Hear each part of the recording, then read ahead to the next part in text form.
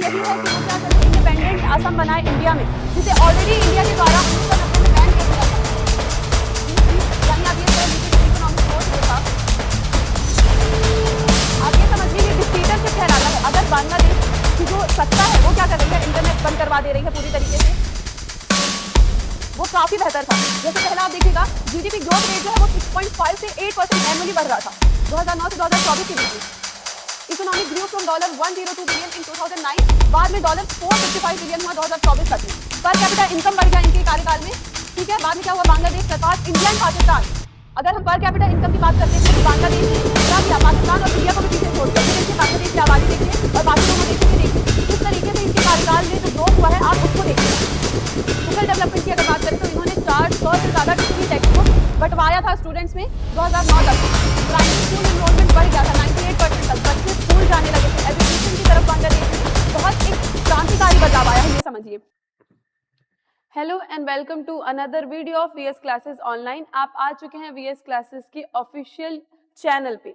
यहाँ पर हम आपको मल्टीपल जो कंटेंट है, करंट अफेयर है, इन सारी चीज़ों से हम कंटेंट अवेलेबल करवाते हैं।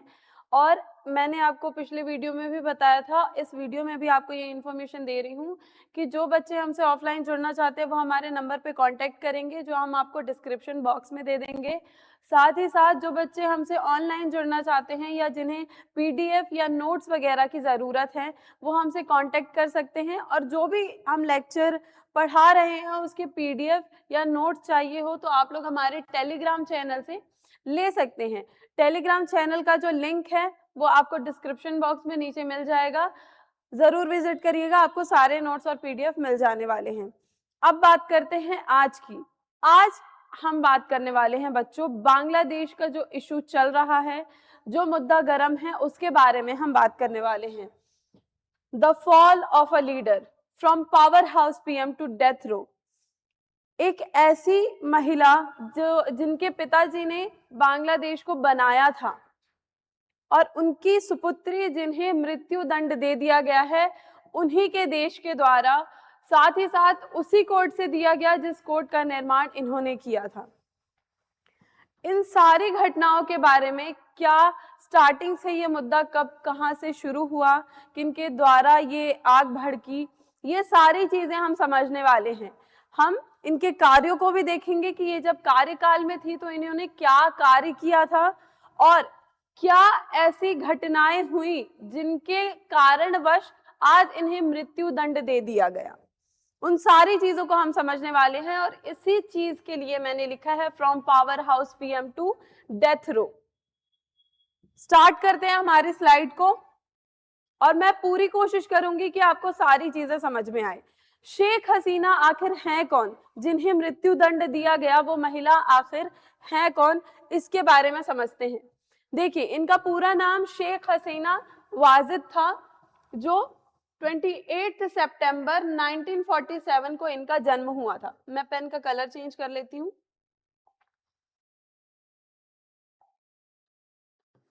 चलिए, 28 सितंबर 1947 को इनका जन्म हुआ था और ये एल्डेस्ट डॉटर थी, बड़ी पुत्री थी शेख मुजीबुर रहमान, जो फाउंडिंग फादर ऑफ बांग्लादेश कहलाते हैं। Sorry, founding father of Bangladesh की बेटी थी शेख हसीना। फिर 15 फैमिली ट्रेजेडी की अगर हम बात करें तो 15 अगस्त 1975 मिलिट्री कूप किल्ड हर फादर। उनके मिलिट्री कूप ने उनके फादर की हत्या की, ठीक है, उनके माताश्री की हत्या की, फिर उसके बाद से उनके 3 भाई और रिलेटिव्स की भी हत्या कर दी गई। जो सरवाइव कर गए उनमें थी हसीना और उनकी बहन रेहाना, और ये लोग क्या कर गए, अब्रॉड चले गए इस घटना के बाद से। अब्रॉड जाने के कुछ सालों बाद जब वो वापस आई 1981 में, तो उन्होंने क्या किया, अवामी लीग का उन्हें प्रेसिडेंट बनाया गया। कब, 1981 में। पॉलिटिकल जर्नी जो है इनकी 1981 से ही शुरू हुई थी और लॉन्गेस्ट सर्विंग लीडर हैं। अब ये प्राइम मिनिस्टर ऑफ बांग्लादेश कैसे, 1996 से लेकर के 2001 तक इनका पहला टर्म था जब इन्होंने बांग्लादेश में एज प्राइम मिनिस्टर इन्होंने सर्व किया। ये इनका पहला टेन्योर था और दूसरा 2009 से 2024 तक का था। टोटल 20 साल से ज्यादा, या आप ये कह लीजिए कि लॉन्गेस्ट सर्विंग पीएम थी ये बांग्लादेश की। अभी 2024 तक भी इन्हीं का कार्यकाल था। अब आगे बढ़ते हैं। ये आपने शेख हसीना आखिर थी कौन, उनके बारे में जाना कि कैसे उनके पिता, उनकी माता, उनके भाइयों और उनके रिश्तेदारों की हत्या कर दी गई। दो बहन जो सरवाइव कर गई वो अब्रॉड चली गई। बाद में जब वो वापस आई तो उन्होंने आवामी लीग का एक गठन किया और उसके बाद ही क्या हुआ, वो आवामी लीग की प्रेसिडेंट बनी और लॉन्गेस्ट सर्विंग प्रेसिडेंट बनी। अब उनकी लेगेसी के बारे में जानते हैं कि उन्होंने क्या काम किया था। पहला तो लॉन्गेस्ट सर्विंग पीएम है, ये मैंने आपको बता दिया, जो 20 साल से ज्यादा पावर में रही फ्रॉम 1996 टू 2001, और ये उनका सेकंड टेन्योर। ठीक है। इकोनॉमिक ट्रांसफॉर्मेशन, इनके कार्यकाल में बहुत अच्छी ट्रांसफॉर्मेशन हुई थी, यानी आप ये कह लीजिए कि इकोनॉमिक ग्रोथ जो था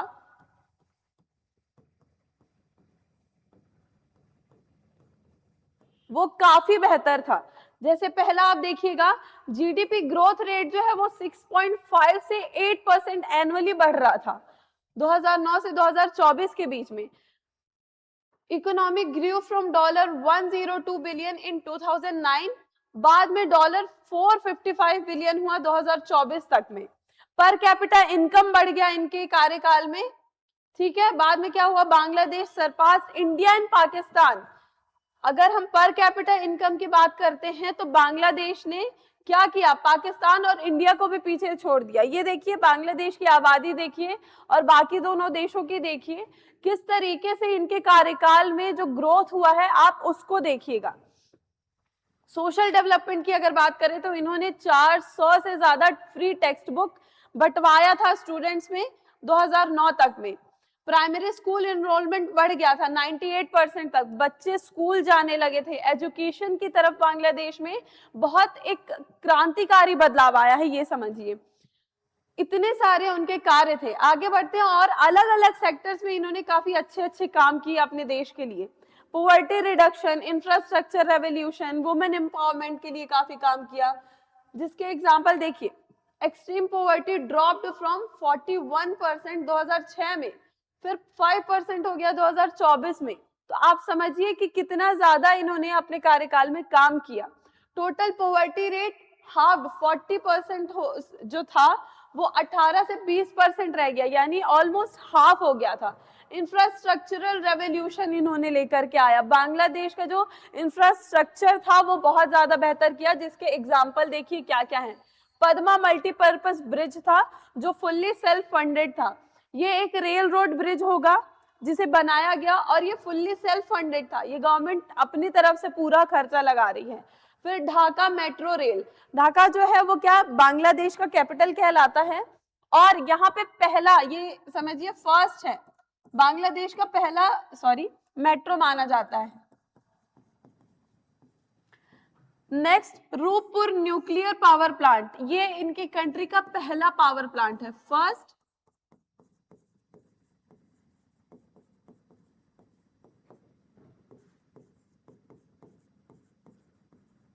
बांग्लादेश का पहला न्यूक्लियर पावर प्लांट था।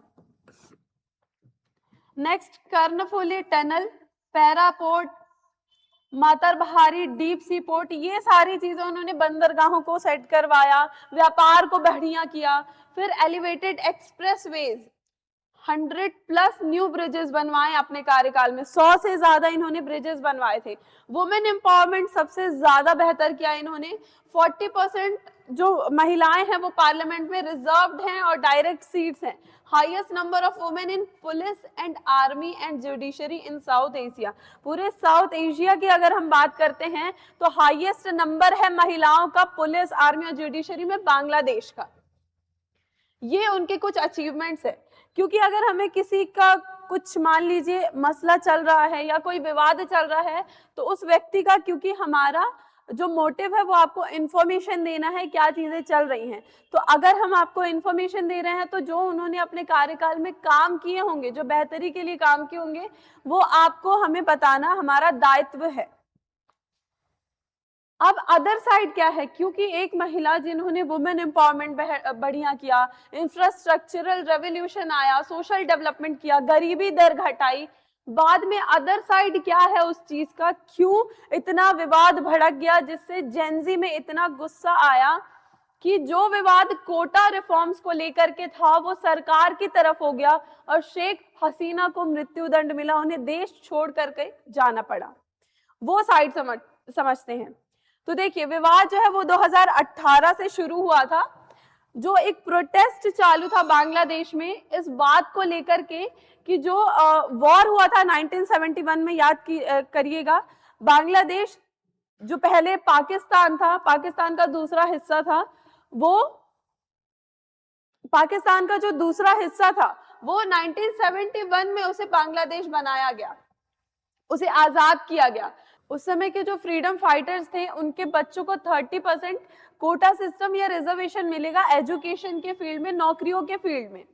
Students across Bangladesh got angry about 30% job quota for kids of 1970 war heroes freedom fighter। जो 1971 के जो क्रांतिकारी थे, जिन्होंने जो फ्रीडम फाइटर्स थे, जिन्होंने देश की आजादी के लिए लड़ाई लड़ी थी, उनके बच्चों को क्या था, 30% कोटा सिस्टम लगाया गया नौकरियों पे। They said it blocked fair chances for talented people। अब जो जेनजीज है उनका ये था कि ये एक पार्शियल चेंज है जो 2018 में हुआ कि जो डिजर्विंग स्टूडेंट हैं, जो एफर्ट लगा रहे हैं नौकरियों के लिए, एजुकेशन के लिए, उनके साथ ये पार्शियलिटी है। उनका ये कहना था कि जो टैलेंटेड पीपल है वो तो पीछे रह जाएंगे। Next, after a week of marches and clashes the government issued a rule on October 4, no more quota for top jobs 9th and 13th grade. जो 9 और 13 ग्रेड की जो जॉब्स हैं, बाद में जब इस 30% कोटा को लेकर के विवाद शुरू हुआ तो बाद में गवर्नमेंट ने क्या किया, उस कोटा सिस्टम को कैंसिल कर दिया और जो टॉप जॉब्स थी उसमें कोटा सिस्टम को पूरी तरीके से 4 अक्टूबर को खत्म कर दिया। इंस्टेड उसके अलावा क्या होगा, 10% spots for poor and ignored group, most job now bye skill not family ties. Family ties जो था, जो वॉर के जो हीरोज थे, उन सारी चीजों का जो कोटा शुरू हुआ था उसे खत्म कर दिया गया इस विवाद के बाद से। और ये कहा गया कि जो गरीब बच्चे, जो इग्नोर्ड ग्रुप्स हैं, उन्हें क्या किया जाएगा, नौकरी दी जाएगी या एजुकेशन मिलेगा। तो अब इसमें देखिए, जैसे हमारे देश में रिजर्वेशन सिस्टम है, जो बैकवर्ड क्लासेस हैं, SC STs, जो पहले बहुत, आप इंडिपेंडेंस के पहले से भी देखिए और अभी भी देखिए, वो बैकवर्ड क्लासेस मानी जाती हैं, एजुकेशन या इकोनॉमिकली या सोशली वो बैकवर्ड मानी जाती है, इसलिए हमारे देश में उनको रिजर्वेशन मिलता है। उनके अलावा जो ओबीसीज है, ओबीसी जो अदर बैकवर्ड क्लासेस है, उनमें क्या होता है, वो इकोनॉमिकली काइंड ऑफ वो बेटर रहती हैं, लेकिन एजुकेशन का अगर दर देखेंगे, शिक्षा का दर देखेंगे तो वो कम है। तो उस सेक्शन को भी क्या दिया जाता है, रिजर्वेशन दिया जाता है। तो वैसे ही बांग्लादेश ने भी किया कि जो लोग 1971 के वॉर में लड़े, हम उनके बच्चों को सम्मान दें। जब ये कोटा कैंसिल हुआ तो फिर वो फ्रीडम फाइटर्स के जो किड्स थे वो वापस से कोर्ट में गए। यह 2021 की घटना है। 2018 में क्या हुआ, जो बच्चे थे उन्होंने उसके खिलाफ खड़े हुए, ये बोला उन्होंने कि जो टैलेंटेड बच्चे हैं उनके साथ ज्यादती होगी। बाद में कोर्ट ने क्या किया, वो जो कोटा सिस्टम था उस क्लैशेस के बाद से खत्म कर दिया।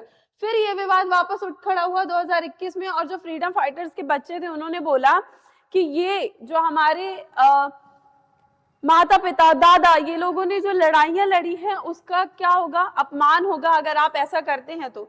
7 children of war heroes like Ahidul Islam filed a court case against 2018 no quota rule. अब ये जो नो कोटा रूल हुआ जिसको कैंसिल किया गया, उसके अगेंस्ट वो खड़े हुए। They said it insulted their parents, sacrifices and broke old laws. जो पुराने कानून बनाए गए थे उसको आप क्या कर रहे हैं, खत्म कर रहे हैं, ये गलत है। और साथ ही साथ जो उनके पेरेंट्स ने लड़ाइयां लड़ी, जो सैक्रिफाइसेस हुए, उसका तो कोई मतलब ही नहीं निकला। फिर क्या हुआ, the high court took up the case वापस से, रिट नंबर ये, calling the quota cancel wrong and unfair. फिर बाद में हाई कोर्ट ने ये बोला कि ये जो कोटा कैंसिल किया गया वो रॉन्ग और अनफेयर था, वो गलत था।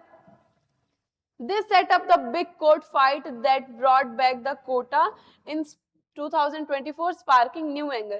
पहले कोटा सिस्टम के खिलाफ खड़े हुए हैं, 2018 में आया। पूरी सीक्वेंस समझिए, 2018 में क्या हुआ, कोटा सिस्टम आया, ठीक है, उसके खिलाफ जो बच्चे हैं वो उसके अगेंस्ट खड़े हुए कि हम टैलेंटेड हैं, जो पढ़ रहे हैं उनके खिलाफ क्या होगा, ये ज्यादती होगी। तो वापस में कोर्ट क्या बोला, कोर्ट का ये कहना था कि ठीक है ये अनफेयर है, उसको कैंसिल करते हैं और जो पुअर या इग्नोर्ड सेक्शन है हम उनको जॉब देंगे। उसके बाद 2021 में जो फ्रीडम फाइटर्स के किड्स थे उन्होंने बोला जो सेक्रीफाइस है उसका तो कोई मतलब ही नहीं होगा। कोर्ट उसको वापस से रिव्यू करती है और हाई कोर्ट ही कहती है कि वो रॉन्ग और अनफेयर डिसीजन था, हम वापस से कोटा सिस्टम लाते हैं।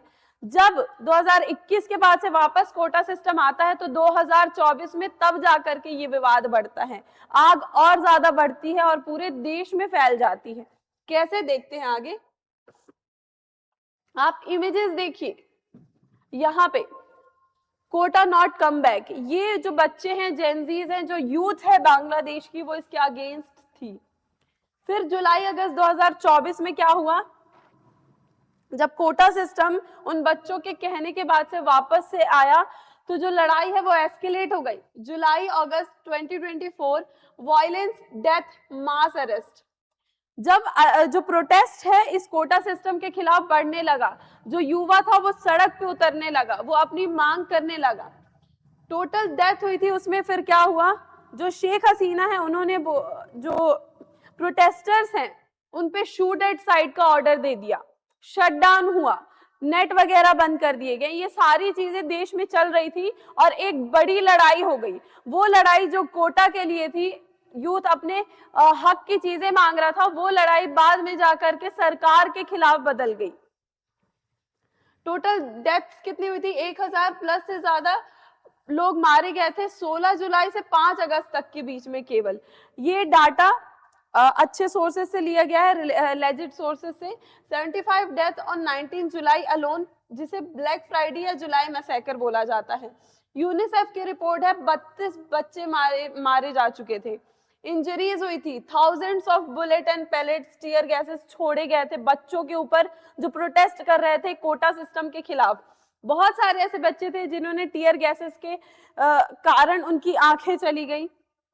मास अरेस्ट हुआ और ये जो अरेस्ट हो रहा था वो शेख हसीना के द्वारा ही करवाया जा रहा था। बच्चों पे ऑन द स्पॉट गोलियां चलवाई जा रही थी।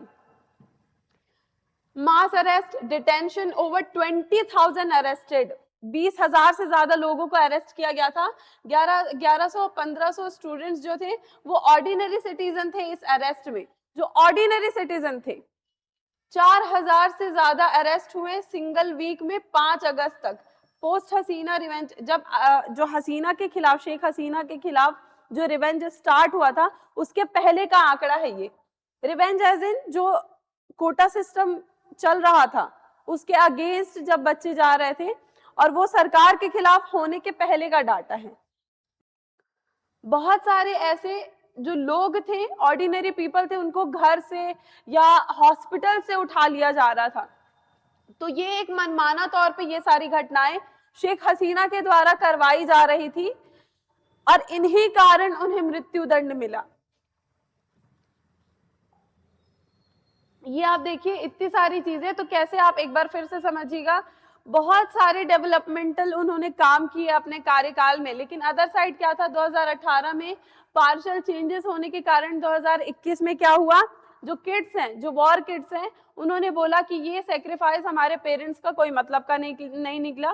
फिर कोर्ट उस कोटा सिस्टम को वापस से लागू करती है और 2024 में वो स्पार्क पकड़ लेता है वो कोटा सिस्टम। जुलाई से अगस्त 2024 में हजारों मौतें होती हैं। ऑर्डिनरी सिटीजन जो रहते हैं उनको घर से उठा लिया जाता है, टीयर गैसेस छोड़े जाते हैं, बच्चों को गोलियां चलाई जाती हैं उनके ऊपर। अब इसमें टैक्टिक्स क्या क्या अपनाई गई थी, इंटरनेट ब्लैकआउट कर दिया गया था, कर्फ्यू लगा दिया गया था पूरे देश में, शूट एट साइट का ऑर्डर था। अब उसमें देखिए क्या क्या चीजें थी, लाइन बाय लाइन समझते हैं क्या टैक्टिक्स अपनाई गई थी उस प्रोटेस्ट के अगेंस्ट हसीना, शेख हसीना के द्वारा। इंटरनेट ब्लैकआउट किया गया, पूरा इंटरनेट जो है उसको बैन कर दिया गया। 13 डे कंप्लीट शटडाउन था, 18 जुलाई से 31 जुलाई तक पूरा शटडाउन था पूरा बांग्लादेश। वर्स्ट इंटरनेट ब्लैकआउट इन साउथ एशियाज हिस्ट्री, सबसे वर्स्ट ब्लैकआउट था इंटरनेट का पूरे साउथ एशिया में, यूज्ड टू हाइड किलिंग्स। और ये ऐसा क्यों किया जा रहा था? इंटरनेट अगर बंद किया जा रहा है, आप ये समझिए ये डिक्टेटरशिप कहलाता है। अगर बांग्लादेश की जो सत्ता है वो क्या कर रही है, इंटरनेट बंद करवा दे रही है पूरी तरीके से, तो वो कहीं ना कहीं आपके देश में जो चीजें चल रही हैं, जो घटनाक्रम चल रहा है, उसे और लोगों तक ना पहुंचाया जाए, उस चीज के लिए इंटरनेट बंद होता है। तो use to hide killings and stop coordination, shoot at sight and curfew, nationwide curfew from 20 July. 20 जुलाई को फिर क्या हुआ, कर्फ्यू लग गया। Army deployed with shoot on sight orders, army को छोड़ दिया गया सड़कों पे ये बोल करके कि आप शूट एट साइट, यानी जो बच्चे जहां पर दिखते हैं अगर वो प्रोटेस्ट कर रहे हैं तो उन्हें मार दिया जाए। मोबाइल इंटरनेट कट कर दिया गया था 4 अगस्त से 6 अगस्त तक, जब फाइनल मार्च चालू हुआ था। ढाका से मार्च शुरू हुआ था, जो कैपिटल है बांग्लादेश का। अब इसका रिजल्ट क्या हुआ, जब इंटरनेट ब्लैकआउट हो रहा है, शूट एट साइट के ऑर्डर दिए जा रहे हैं, तो ब्रूटल क्रैकडाउन हुआ, turn quota protest into full anti Hasina revolution. अब यहाँ पे वर्ड देखिए, एंटी हसीना रेवोल्यूशन हो गया ये।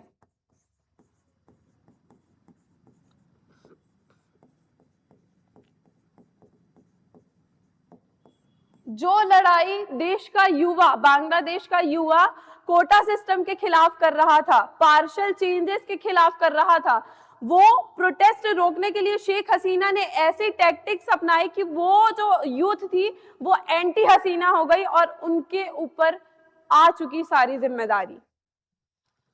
5 अगस्त 2024 हसीना फ्लेड, 15 ईयर रिजाइम कोलैप्स्ड। जो उनका 15 साल का पूरा कार्यकाल था वो सारी चीजें खत्म हो गई और 5 अगस्त 2024 को हसीना जो है वो अपने हेलीकॉप्टर पे बैठ करके किसी दूसरी कंट्री यानी भारत में प्रवेश करती हैं। अब यहाँ पे बहुत सारी चीजें हमको समझने की जरूरत है, बहुत सेंसिटिव इशू है ये। हमको ये समझना पड़ेगा कि जब वो भारत आ रही हैं तो अब उसमें एक्स्ट्राडिशन जब बांग्लादेश मांग रहा है तो भारत क्या उसमें प्रतिक्रिया दे रहा है, ये सारी चीजें समझनी पड़ेंगी और बहुत आसानी से समझाने की कोशिश रहेगी मेरी। वर्डिक्ट ओवरव्यू 17 नवंबर 2025। अब जब ये सारे घटनाक्रम हुए 2018, 2021, फिर 2024 में, फिर प्रोटेस्ट शुरू हुए, लोगों को मारा गया, बच्चों को मारा गया, उन सारी चीजों में वर्डिक्ट क्या आया? जो इंटरनेशनल क्राइम्स ट्रिब्यूनल है, आईसीटी, जो बांग्लादेश का है, जिसे बनाया किसने था? ये बहुत ताज्जुब की बात है, देखिएगा,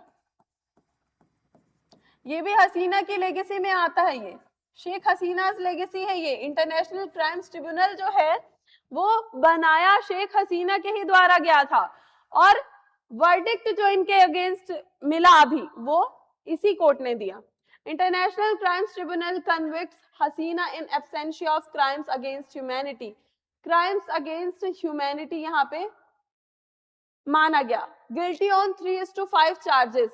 जो 5 इल्जाम उन पे लगे थे उनमें से 3 में वो गिल्टी पाई गई कि जो विवाद चल रहा था उसको भड़काने का, ना उन्होंने कोई प्रिवेंशन लिया, एट्रोसिटीज जो चल रही थी, जो विवाद चल रहा था, जो किलिंग्स चल रही थी उसको रोकने में वो असहमत थी, हादसों को भड़काया उन्होंने। तो ये सारी चीजें जो थी उसमें वो गिल्टी पाई गई। सेंटेंस क्या मिला उनको? Only death sentence. Death penalty with farmer home minister Asaduzzaman Khan Kamal, assets to be confiscated.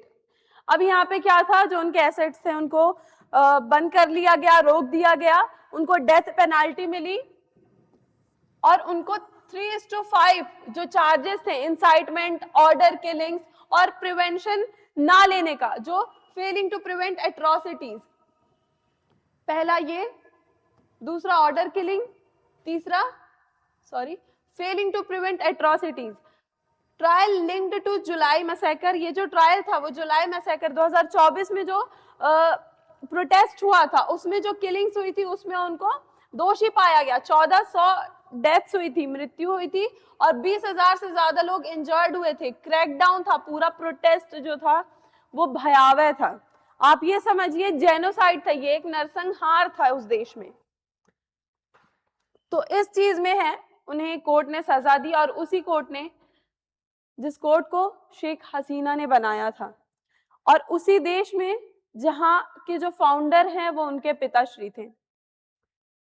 अब इसमें रिएक्शन, जब उन्हें वर्डिक्ट दिया गया तो इसमें क्या क्या रिएक्शन आता है ढाका से, जो इंतरिम गवर्नमेंट, क्योंकि अब इंतरिम गवर्नमेंट बन चुकी है वहां पे मोहम्मद यूनुस की, तो उनकी क्या प्रतिक्रिया है, ऑपोजिशन जो है उनकी क्या प्रतिक्रिया है, अवामी लीग जिससे प्रधानमंत्री, पूर्व प्रधानमंत्री शेख हसीना आती थी, उनकी क्या प्रतिक्रिया है, उनके बेटे की क्या प्रतिक्रिया है, इंटरनेशनल जो है, इंटरनेशनल लेवल पे क्या चीजें हो रही हैं वो समझते हैं।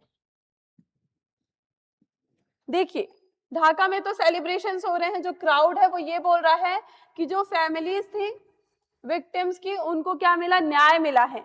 ये जो डेथ पेनाल्टी, मृत्यु दंड मिला शेख हसीना को, वो जस्टिस था फॉर जुलाई रेवोल्यूशन, जो जेनोसाइड हुआ था उसमें क्या हुआ, हमको जस्टिस मिल गया। जिन भी लोगों की जाने गई उस परिवार के लोग खुश थे।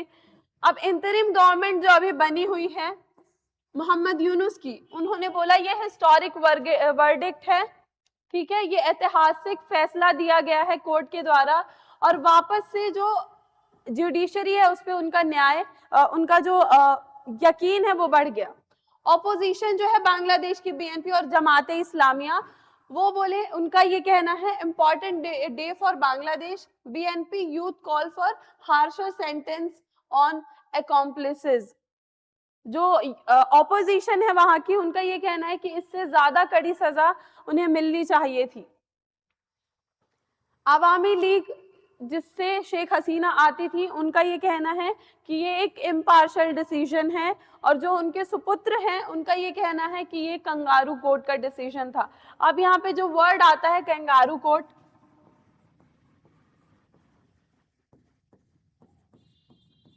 इसका क्या मतलब होता है? देखिए कंगारू कोर्ट का मतलब ये होता है कि वो ऐसा जस्टिस उस कोर्ट से आना जो सही ना हो, या जो व्यक्ति है उसके लिए गलत न्याय या उसके साथ न्याय नहीं हुआ है, ऐसा कोर्ट जो दोषी के साथ या व्यक्ति के साथ न्याय नहीं करता हो, उसे कहा जाता है कंगारू कोर्ट। और शेख हसीना के जो बेटे हैं उनके द्वारा यही कहा गया है। Awami League banned party farce and political vendetta calls for Tuesday protest, party activities buried under anti-terror laws। International reactions क्या है? इंटरनेशनल जो रिएक्शंस है ह्यूमन राइट्स के, इंटरनेशनल लेवल पे जो काम करता है, उनका ये कहना है कि जो विक्टिम्स थे उनके साथ सही हुआ है, उनके साथ न्याय हुआ है, लेकिन रेग्रेट्स डेथ पेनाल्टी, जो उन्हें डेथ पेनाल्टी मिली है उस पे उनको रेग्रेट है, या उसमें अभी वो सोच विचार कर रहे हैं। अब क्योंकि ये कहा जा रहा है कि जो शेख हसीना है वो भारत आई उस विवाद के बाद से, तो अब इसमें इंडिया का क्या व्यू है, क्या प्रतिक्रिया आती है? देखिए यहाँ पे हमको समझना पड़ेगा व्यापार के नजरिए से, हमारे जो इंटरनेशनल रिलेशंस हैं उन सारी चीजों को समझना पड़ेगा। सॉरी क्या इंडिया का व्यू है इसमें समझते हैं on Sheikh Hasina extradition issue. अब यहाँ पे जो वर्ड है एक्स्ट्राडिशन, वो क्या होता है? एक्स्ट्राडिशन का मतलब ये होता है यदि एक कंट्री है वहां से कोई व्यक्ति कोई दोष करके, कोई क्राइम करके दूसरी कंट्री जाता है, तो वो जो फर्स्ट कंट्री है जहां से वो क्रिमिनल आया है उससे वो प्रत्यार्पण मांगती है कि आप क्या करें, उस व्यक्ति को हमें सौंप दे। तो बांग्लादेश भी यही चाह रहा है, वो एक्स्ट्राडिशन इशू कर रहा है और भारत से आग्रह कर रहा है कि वो शेख हसीना को उन्हें वापस सौंप दे। India has given political asylum to Sheikh Hasina since 5 August 2024 and is hosting her under tight security in New Delhi। Sheikh Hasina को टाइट सिक्योरिटी में रखा गया है। Bangladesh has sent 2 formal extradition requests September and November 2025। सितंबर और नवंबर में भारत को बांग्लादेश के जरिए प्रत्यार्पण आग्रह भेजा गया। अब देखिए यहाँ पे एक ट्रीटी याद करिए जो 2013 में द्विपक्षीय एक संधि हुई थी बांग्लादेश और भारत के बीच, और उस संधि को प्रत्यार्पण संधि बोला गया। उस संधि में ये बात निकल करके आई कि अगर किसी देश का कोई घुसपैठिया या फिर कोई क्रिमिनल आपके देश में चला जाता है तो उस देश की ये जिम्मेदारी होगी कि वो उन्हें वापस उनके देश सौंप दे या भेज दे। Under article 8 of same treaty, after the death sentence, citing 2030 India Bangladesh extradition treaty, क्या हुआ था? बांग्लादेश प्रत्यार्पण संधि याद दिलाती है भारत को, जो 2013 में हुई थी, कि आपको क्या करना पड़ेगा, उस दोषी को हमारे पास वापस भेजना पड़ेगा। तो यहाँ पे under article 8 of the same treaty, उस जो संधि हुई थी उसके आर्टिकल 8 में, India can legally refuse to extradition if the offence is considered political in nature, crimes against humanity charges fall in a gray zone, giving India discretion। देखिए, अब जो 2013 में प्रत्यार्पण संधि हुई थी जिसमें ये बोला गया कि आप हमें वापस दे देंगे उस दोषी को या सौंप देंगे, तो उसमें भारत कहीं से बाध्य नहीं है कि वो हर प्रत्यार्पण आग्रह को स्वीकार कर लेगी। भारत कहीं से बाध्य नहीं है, और शायद यही कारण है कि भारत अभी इस पे कोई ऐसी ठोस प्रतिक्रिया नहीं दे रही है। India has not rejected the request outright but is examining it at appropriate level। India ने कहीं से ये जो प्रत्यार्पण आग्रह है उसे खारिज नहीं किया है, लेकिन अभी उस पे सोच विचार चल रहा है। Classic diplomatic language meaning a quite no in most likely. अभी इस पे कोई ठोस, देखिए, ये प्रतिक्रिया तो नहीं आई है, पर अगर पॉलिटिकल लैंग्वेज में देखेंगे तो ये एक ना ही माना जाता है। India officials privately call the current International Crime Tribunal a victor's court and doubt Hasina would get a fair trial under the Yunus administration। अब यहाँ पे उनके जो शेख हसीना है, ये देखा जा रहा है कि उनके लिए कोई फेयर ट्रायल होना चाहिए, और इस पे अभी बात चल रही है। शेख हसीना की भी इस पे प्रतिक्रिया आई है और उन्होंने ये बोला है कि ये अनफेयर डिसीजन है, और वो भी उनके अब्सेंस में दिया गया है ये डिसीजन। जब वो वहां पर मौजूद नहीं थी उस कोर्ट में, तब उन्हें मृत्यु दंड दिया गया है। तो ये काफी सोचने की बात है। अब समझते हैं कि इंडिया जो है उस पर क्या प्रतिक्रिया देगा, वो हमें देखना पड़ेगा। और इंडिया और बांग्लादेश के बीच में कुछ ऐसी ट्रीटियां हुई हैं, कुछ ट्रीटीज हुई हैं, कुछ संधियां हुई हैं जिन्हें हमें ध्यान में रखना होगा। Hasina was India's strongest ally in Dhaka for 15 years. She cracked down on anti-India insurgents, handed over ULFA leaders and kept Islamist force in check। देखिए, भारत जो है वो हमेशा ये देखता, संबंध बांग्लादेश से अच्छे रहे हैं, क्योंकि हसीना जो है, शेख हसीना, वो हमेशा जो इस्लामिक, ये समझिए, फोर्सेस थी जो गलत काम करती थी, उन सारी फोर्सेस को शेख हसीना रोक करके रखती थी। अब यहाँ पे यूएलएफए लीडर क्या है, देखिए, यूएलएफए एक ऐसी संस्था है जो क्या करती है, इसका एक बार फुल फॉर्म समझिए आप।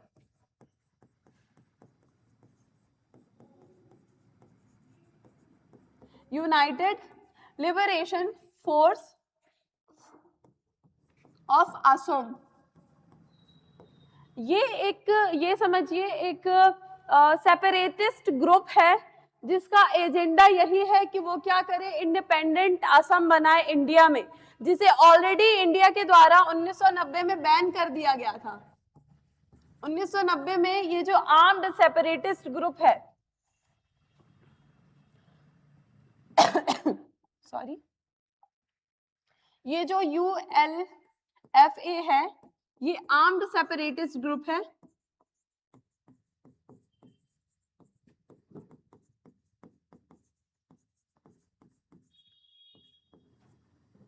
जो बैंड है इंडिया में। और शेख हसीना ने ये इनके जो लीडर थे उन्हें हैंड ओवर किया था इंडिया को। फिर दूसरा क्या है, refusing extradition will strain relation with Yunus interim government. जो अभी इंटरिम गवर्नमेंट चल रही है बांग्लादेश में, उसके साथ हमारे जो संबंध है वो खराब हो सकते हैं अगर हम रिफ्यूज करते हैं एक्स्ट्राडिशन को। और क्या हो सकता है, ये बढ़ा सकता है anti India protest in Bangladesh. Bangladesh में जो भारत है, जो हमारा देश है, उसके खिलाफ कहीं ना कहीं प्रोटेस्ट होना शुरू हो सकता है। But Delhi believes ties will recover once an elected government return. लेकिन दिल्ली का या हमारे देश का ये कह लीजिए, ये मानना है कि अगर जो इलेक्टेड गवर्नमेंट है वो वापस आती है तो संबंध वापस से बेहतर हो जाएंगे। ट्रेड हिट होगा, व्यापार में बहुत बड़ा हमें नुकसान हो सकता है। Extraditing Hasina could sour ties slashing $160 billion annual trade. Bangladesh India's top SAARC partner might hike tariffs. जो बंदरगाहों का हम इस्तेमाल कर रहे हैं, जो बांग्लादेश में है, जहां से हम व्यापार करते हैं और इंपोर्ट एक्सपोर्ट होता है, तो हो सकता है इस विवाद के बाद जो टैरिफ प्लान्स हैं वो बढ़ा दिए जाएं, ट्रांसपोर्टेशन चार्जेस बढ़ा दिए जाएं। जो हमारे ट्रीटी हुई है इंडिया और बांग्लादेश के बीच, चाहे वो रिवर ट्रीटी हो, उसे भी रोका जा सकता है।